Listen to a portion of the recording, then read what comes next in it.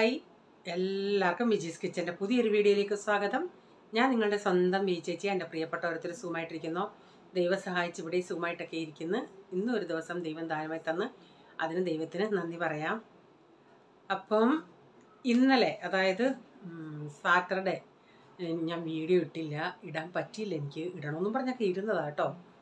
അപ്പോൾ എനിക്ക് സാറ്റർഡേ എനിക്ക് 4 ഗസ്റ്റ് ഉണ്ടായിരുന്നു. അപ്പം അതുകൊണ്ട് ഫ്രൈഡേ എനിക്ക് ഇത്തിരി ഫ്രൈഡേ ഇത്തിരി തിരക്കായിപ്പോയി. അതുകൊണ്ട് എങ്ങനെയും രാത്രി ഇടണമെന്ന് പറഞ്ഞിരുന്ന് ലേറ്റായെങ്കിലും, പക്ഷേ 12 മണി വരെ എൻ്റെ ഓരോ കാര്യങ്ങളൊക്കെ ചെയ്ത് ചെയ്തങ്ങ് സമയം പോയി. ഞാൻ ജസ്റ്റ് ഒരു ഷോട്ട് ഇട്ടിട്ടുണ്ട് ഇന്നലെ ഇങ്ങനെയൊക്കെ ആയതുകൊണ്ട്. അതും ഉച്ചയ്ക്ക് ഇടാൻ പറ്റിയില്ല, വൈകിട്ടായിട്ടത്. അതുകൊണ്ട് നോക്കിയിരിക്കുന്ന ചിലരുണ്ട്, അതുകൊണ്ട് പറഞ്ഞു കേട്ടോ. അപ്പം അതിൻ്റെയൊക്കെ റെസിപ്പിയൊക്കെ ഞാൻ ഇടാം. അതിൽ ഞാൻ ഷോട്ടിട്ടുണ്ടേ ചിക്കൻ ക്രിസ്പിയുടെ റെസിപ്പി ചോദിച്ചിട്ടുണ്ട്, ഞാനിടാം. അതിൻ്റെ ഞാൻ ചെയ്യുന്ന രീതിയാണ് ചെയ്യുന്നത് കേട്ടോ. പിന്നെ പ്രത്യേകിച്ചൊന്നുമില്ല. ഇന്നത്തെ വീഡിയോയിൽ അധികം വലുതായിട്ടൊന്നുമില്ല. പിന്നെ പ്രത്യേകിച്ചില്ല. പിന്നെ കഴിഞ്ഞ ദിവസങ്ങളിൽ തന്നെ നമ്മുടെ ആ നാട്ടിലത്തെ ആ സംഭവം എനിക്കങ്ങ് വല്ലാത്ത എപ്പം ന്യൂസ് നോക്കിയാലും ഓരോ ചാനലും അതാ. നമ്മുടെ ഷൈനിയുടെയും മക്കളുടെയും കാര്യം ഒരു വല്ലാത്തൊരു അവസ്ഥയായിപ്പോയി. പക്ഷേ ഒരു ചാനലിൽ പറയുന്നതായിട്ട് പുള്ളിക്കാരിക്ക് സ്വന്തമായിട്ട് കാറുണ്ട്, ഇൻഷുറൻസ് ഉണ്ട്. അപ്പോൾ അതിലൊരു കമൻറ്റ് പറഞ്ഞാൽ കാറ് വിറ്റേലും കടം വീട്ടിക്കൂടായിരുന്നു. പക്ഷേ മാനസികമായിട്ട് അവർക്ക് മനുഷ്യൻ്റെ മനസ്സൊന്ന് മാറാൻ ഒരു നിമിഷം പോരെ. എന്തെങ്കിലും മനസ്സിൽ തറയ്ക്കുന്ന രീതിയിൽ നമുക്കിപ്പോൾ ഒരു പെൺകുട്ടി ഇങ്ങനെ വീട്ടിൽ വന്ന് നിൽക്കുക, ഭർതൃഗൃഹത്തിൽ നിന്ന് ഇങ്ങനെ പീഡനങ്ങളുണ്ടെങ്കിൽ സ്വന്തം വീട്ടുകാരേലും ഒരു താങ്ങായിട്ട് നിന്ന് അവർക്ക് അത്രയും സ്ട്രോങ് ആയി. ഇത് കൊച്ചിൻ്റെ വീട്ടുകാരും അത്ര നല്ലതല്ലായിരുന്നു, അതിനൊരു താങ്ങായിട്ടില്ലായിരുന്നു. അപ്പം അതുകൊണ്ട് ഓർക്കാൻ കൂടെ വയ്യെന്നുള്ളേ ഓരോ ചാനലിൽ പറയുന്നത്. ആ ഇളയ കൊച്ചിണീറ്റ് ഓടാൻ ശ്രമിച്ചു, ഷൈനി ആ അമ്മ ഇങ്ങനെ പിടിച്ച് വെച്ചുകൊണ്ടിരുന്നു. ഓർക്കാൻ വയ്യ. ഇപ്പോൾ ഈ കാലത്ത് ആർക്കെങ്കിലും എന്തെങ്കിലും വിഷമം ഉണ്ടെങ്കിൽ സോഷ്യൽ മീഡിയയിൽ പറയുക, ആരെങ്കിലുമൊക്കെ സഹായിക്കാൻ കാണുമല്ലേ.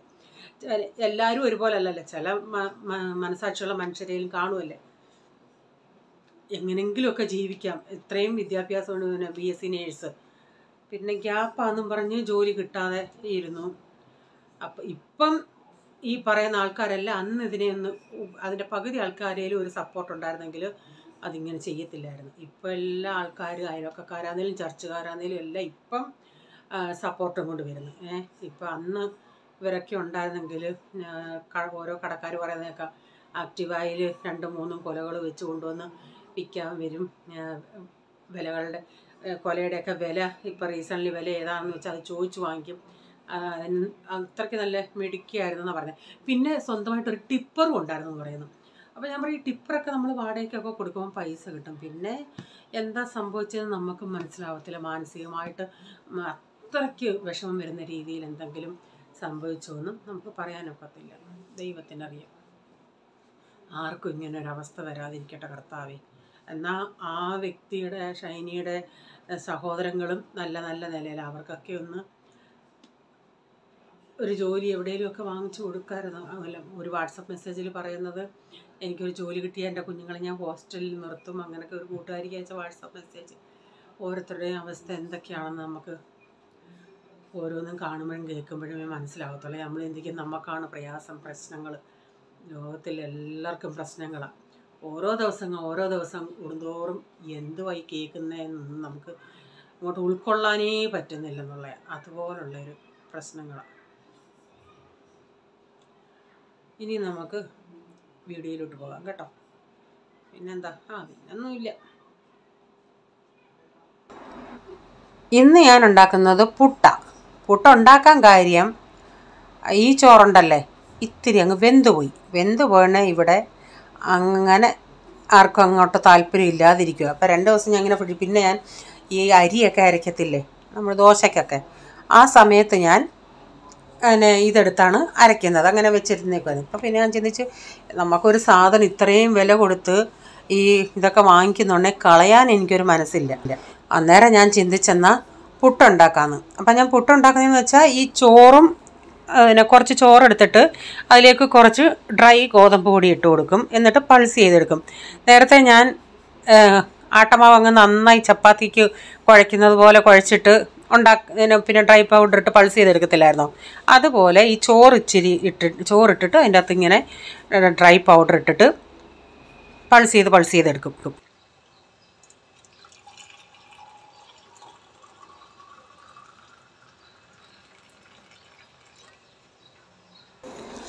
അന്നേരം പോള് തലേന്നേ ചോദിക്കും, മമ്മി നാളെ എന്തോ ബ്രേക്ക്ഫാസ്റ്റിനെന്ന്.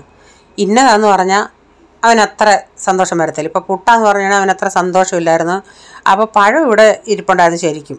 അപ്പോൾ അതും ഉദ്ദേശിച്ചുകൂടാ ഞാൻ എടുത്തത്. അപ്പോൾ അവൻ പറഞ്ഞു എനിക്ക് പഴം കൂട്ടി വേണ്ട, എനിക്ക് കറി വല്ലതും കൂട്ടി മതിയെന്ന്. അന്നേരം ഞാൻ പറഞ്ഞു നിനക്ക് കറി കൂട്ടി തരാം. നേരത്തെ ഇതിൽ കടലക്കറി ഉണ്ടായിരുന്നു. അപ്പോൾ അവന് കടലക്കറി, അവനത് ഇഷ്ടമാണ് കടലക്കറി കൂട്ടി. അവൻ അങ്ങനെയും കൊടുത്തു. ബാക്കിയുള്ളവർക്ക് പിന്നെ പഴം കൂട്ടിയൊക്കെ കൊടുത്തു. അപ്പോൾ പ്രൈസനും അത്ര ഇതില്ല. ഇവിടെ എന്ത് ചോദിച്ചാലും നിങ്ങൾ എന്തിക്കും ഇവർക്കൊന്നും ഇതൊന്നും വേണ്ടേന്ന്.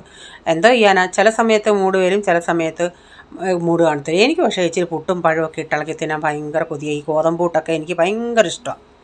അപ്പം ഞാനിങ്ങനെ ഓരോരുത്തർക്ക് റീച്ചാണെങ്കിൽ പഴവും വേണ്ട, റീച്ചാന് ഇതിൻ്റെ പകുതി സ്റ്റാർട്ടിങ്ങിലും തേങ്ങ, നടുക്ക് തേങ്ങ, അങ്ങനെ തേങ്ങ ഇച്ചിരി കൂടുതലിട്ട് കൊടുത്താൽ മതി. റീച്ചാൻ അതാ ഇഷ്ടം. അപ്പം കുറച്ച് കടലക്കറി ഉള്ളായിരുന്നു. അവനതങ്ങ് കുശാലായിട്ട് ഞാൻ ഒഴിച്ച് അവനങ്ങ് കൊടുത്തു. ഇങ്ങനെ കഴിക്കുന്നത് കൊച്ചവന് ഇഷ്ടമല്ല, ഇവനിഷ്ടമാണ്. അങ്ങനെ അവനങ്ങ് ഞാൻ ചൂടോടങ്ങ് എടുത്തു കൊടുത്തു. അന്നേരം നമ്മുടെ ചോറ് നഷ്ടമായില്ല. ഇത്രയും രൂപ കൊടുത്ത് വാങ്ങിക്കുന്നുണ്ടെങ്കിൽ എനിക്ക് സത്യം പറഞ്ഞാൽ ഒരു സാധനവും കളയാൻ എനിക്ക് മനസ്സേ വരത്തില്ല. അങ്ങനെ എല്ലാ അമ്മമാരും ഇതുപോലെ എന്തെങ്കിലും പിന്നെ കളയാനുള്ളതുണ്ടെങ്കിൽ അത് മിക്കവരും കഴിക്കും. എല്ലാവരും അങ്ങനെയാണ്. ഞാൻ അങ്ങനെയാണ്, അത് കളയേണ്ടതെന്ന് പറഞ്ഞ് കഴിക്കും. അതാ നമുക്ക് ഈ അസുഖങ്ങളും വരുന്നത്. ഇപ്പം അരിക്കൊക്കെ എന്താ വിലയാ? അരിക്കെന്നല്ല എല്ലാ സാധനത്തിനും വിലയല്ലേ. അത് വെച്ച് നോക്കുമ്പം മനസാക്ഷിയുള്ള ആർക്കും അത് കളയാൻ തോന്നത്തില്ല ഒരു സാധനവും.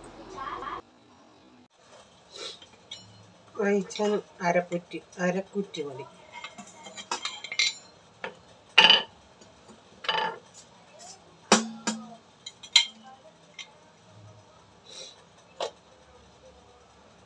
രണ്ട് സൈഡിലും തേങ്ങ ഇട്ട്.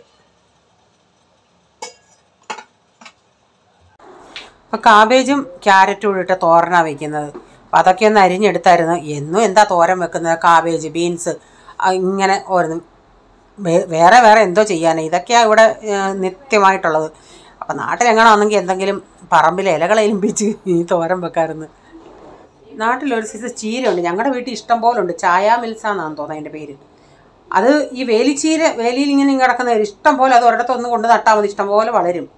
അത് നാട്ടിലൊന്നും അതിനുള്ള വാല്യൂ ഇല്ല, പക്ഷെ അത് നല്ല ബെനിഫിറ്റുള്ള സാധനമാണെന്നാണ് പറയുന്നത്.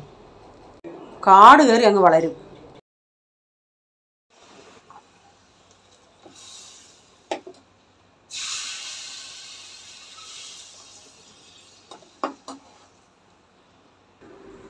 അപ്പോൾ ഒരു മോരുകറിയും കൂടെ ഇടയ്ക്ക് ഉണ്ടാക്കിയിട്ടുണ്ട്. അപ്പോൾ തോരനുമായി മോരുകറിയായി.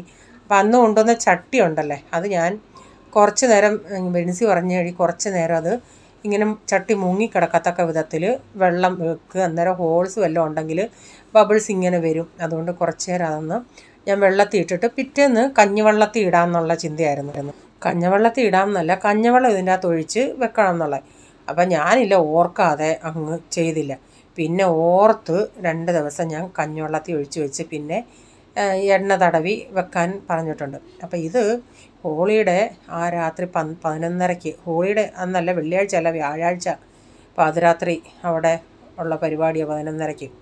അന്നത്തെ ദിവസം ഇവിടെ എന്തോ ചൂടായിരുന്നെന്നറിയാമോ. നമ്മൾ AC ഇട്ടാൽ പോലും തണുപ്പറിയത്തില്ല. കാരണം അത്രയും തീയുടെ നേരം വെളുക്കുന്നിടം വരെ ഇങ്ങനെ തീ കത്തിക്കൊണ്ടിരിക്കുമല്ലേ. അപ്പം പാതിരാത്രിക്കൊക്കെ ഞാൻ ഇടയ്ക്കൊന്ന് എണീക്കുന്നുണ്ടേ, പട്ടോ സൗണ്ട്. എന്തോന്നോ ഈ തേങ്ങയൊക്കെ ഇതിൻ്റെ അകത്ത് ഇവർ ഇടത്തില്ലേ, ആ തേങ്ങ പൊട്ടിത്തെറിക്കുന്നതാണ്. നേരം വെളുക്കുന്നിടം വരെ ഇങ്ങനെ പുകഞ്ഞ് കിടക്കും. ഇങ്ങനെ ആ തേങ്ങയൊക്കെ പൊട്ടിയ ഒരു എണ്ണയുടെയൊക്കെ സ്മെല്ല് പോലെ.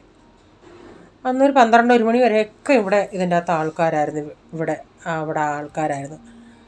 അങ്ങനെ അത് കഴിഞ്ഞ് പിറ്റേന്ന് പിന്നെ ഞാൻ ഒത്തിരി എന്നോട് ഒരു കമൻ്റ് ഇട്ടായിരുന്നു, ആലീസ് ഇവിടുത്തെ സൊസൈറ്റിയിലെ ഹോളിയുടെ വീഡിയോ എടുക്കണമെന്ന്. പക്ഷേ ഈ പൈപ്പ് കെട്ടി വെള്ളം ചീറ്റി അപ്പുറത്തെ സൈഡിലാണ് അത് കെട്ടിയിട്ടേക്കുന്നത്. അപ്പോൾ അപ്പുറത്ത് പോയി എടുക്കാനേ ഒക്കത്തുള്ളൂ. ഞാൻ താഴെയൊന്നും പോയില്ല. അവിടെ പോയാൽ പിന്നെ നമ്മൾ പോകുന്നത് പോലെ തിരിച്ച് കയറി വരാൻ ഒക്കത്തില്ല. അതുകൊണ്ട് പോയില്ല. ഇവിടെ ജനലിൻ്റെ അവിടെ നിന്ന് എടുക്കാവുന്ന തരത്തിലുള്ളത് എടുത്തിട്ടുണ്ട്.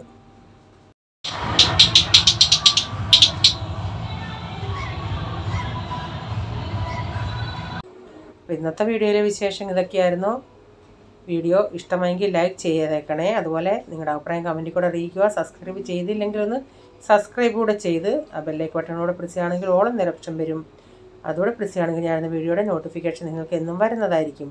ഇനി ഒരു പുതിയ വീഡിയോയുമായി വരും വരെ bye. God bless you all. Thank you. Take care. Bye. See U.